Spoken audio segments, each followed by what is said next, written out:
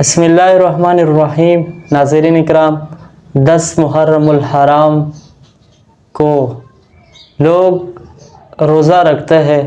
تو آج ہم اس بات کرتے ہیں اس حوالے سے کہ اس روزے کو اسلام میں کیا کہا گیا ہے اور اس روزے کی فضیلت کے بارے میں، اور تیسری بات یہ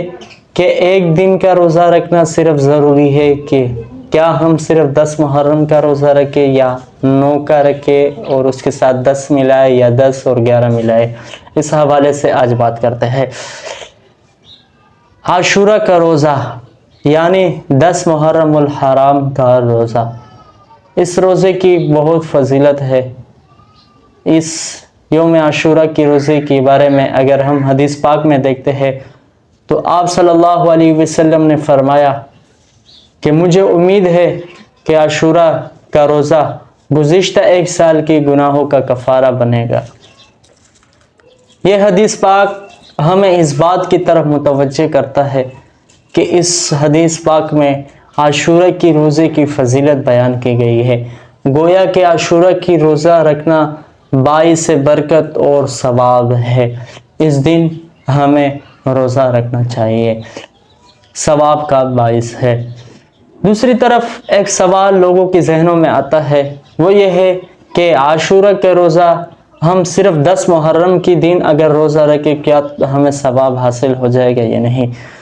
تو اس حوالے سے یہ بات یاد رکھیے کہ 10 محرم الحرام اور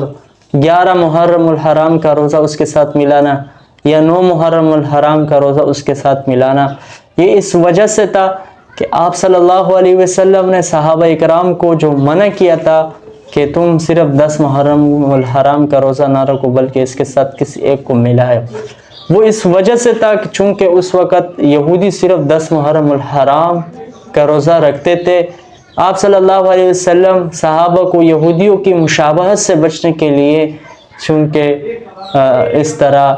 کہہ دیتے کہ ان کے ساتھ کسی ایک روزے کو ملایا جائے، لیکن چونکہ ابھی علماء نے لکھا ہے کہ یہود اس پر عمل نہیں کرتا، اب اگر کوئی شخص صرف 10 محرم الحرام کا روزہ بھی رکھتا ہے تو بھی اللہ سے امید ہے کہ اللہ رب العزت اس کو اجر و ثواب عطا فرمائے گا۔ تو اگر آپ روزہ رکھ سکتے ہیں تو 9 اور 10 بھی رکھیں، اور صرف 10 بھی رکھیں گے تو انشاءاللہ اللہ رب العزت آپ کو اس کا ثواب عطا فرمائے گا۔ ناظرین کرام، یہ تو عاشورہ کی روزے کی فضیلت اور اس کے حوالے سے باتیں تھی۔ اس کے علاوہ محرم الحرام میں کچھ لوگ دانستہ طور پر یا نادانستہ طور پر محرم الحرام کے اس مہینے میں اہل تشیع کی طرف ان کا میلان ہو جاتا ہے۔ وہ کس طرح کہ یہ لوگ حلیم پکانے میں مشغول ہو جاتے ہیں یا شربت بانٹنے میں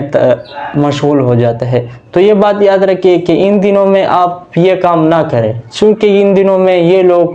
اہل تشیع کی جو فرقہ ہے وہ لوگ ان کاموں میں مشغول ہوتا ہے، تو آپ کے لیے بہتر یہ ہے کہ آپ کسی اور دن کریں تاکہ ان کے ساتھ مشابہت نہ ہو۔ لیکن افسوس ہوتا ہے کہ ہمارے معاشرے میں آج لوگوں کی ذہنوں کو ایسے بنایا گیا ہے کہ بس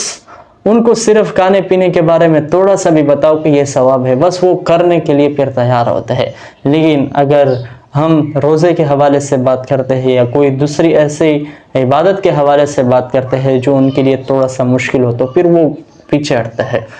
تو محرم الحرام میں بدعات سے، خرافات سے، لعنات سے، فضول کاموں سے اپنے آپ کو بچائیں۔ اس محرم الحرام میں بہت سارے لوگ فضولیات کی طرف مائل ہو جاتے ہیں، تو آپ نے ان فضولیات میں مشغول ہونے سے اپنے آپ کو بچانا ہے، اپنے ایمان کی حفاظت کرنا ہے۔ ناظرین اکرام، ہمیں اللہ رب العزت سے یہ دعا کرنا چاہیے کہ اللہ رب العزت ہمیں اپنی دین پر ثابت قدم رہنے دے، اور ان فضولیات سے اور آج کل کے اس دور میں، اس فتنوں کی اس دور میں اللہ رب العزت ہم سب کی ایمان کی حفاظت فرمائے۔ ان فضولیات میں مشغول ہونے سے اپنے آپ کو بچائیے۔ مجھے بھی اپنی دعاؤں میں یاد رکھیے۔ اللہ رب العزت ہم سب کو اپنی دین کی صحیح سمجھ اور اس پر عمل کی توفیق نصیب فرمائے، اور ہم سب کو حضور صلی اللہ علیہ وسلم، صحابہ اکرام کی نقش و قدم پر چلنے کی توفیق نصیب فرمائے۔